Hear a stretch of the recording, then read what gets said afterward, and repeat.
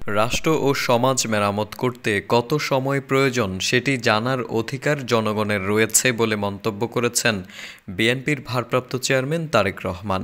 মহান বিজয় দিবস উপলক্ষে রোববার বিকেলে রাজধানীর ইঞ্জিনিয়ার্স ইনস্টিটিউশন মিলনায়তনে আলোচনায় তিনি একথা বলেন।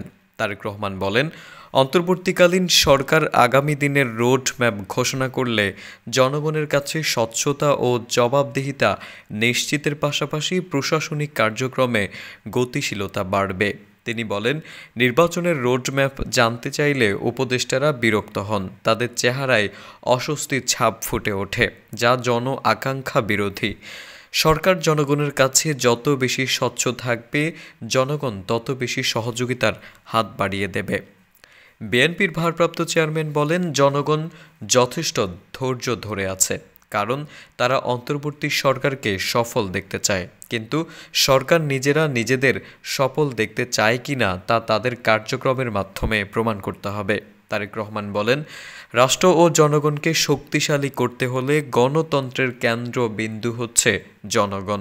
জনগণের সরাসরি ভোটে নির্বাচিত জনপ্রতিনিধি দ্বারা সরকার গঠিত হলে জবাবদিহি কার্যকর থাকলে জনগণের অধিকার নিশ্চিত থাকে। দ্রব্যমূল্যের ঊর্ধ্বগতির বিষয়ে তিনি বলেন, দেশে নিত্য প্রয়োজনীয় দ্রব্যের দাম বৃদ্ধি জনগণের জীবনে চাপ তৈরি করছে। প্রতিদিনের সংসার ব্যয় মেটাতে জনগণকে যুদ্ধ করতে হচ্ছে। জনগণের প্রশ্ন, সংস্কার আগে নাকি সরকার আগে?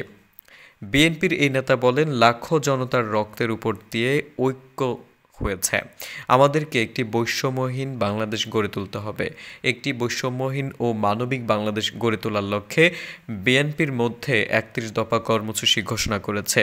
এই কর্মসূচির লক্ষ্য পূরণে প্রতিটি নাগরিককে দায়িত্ব নিতে হবে।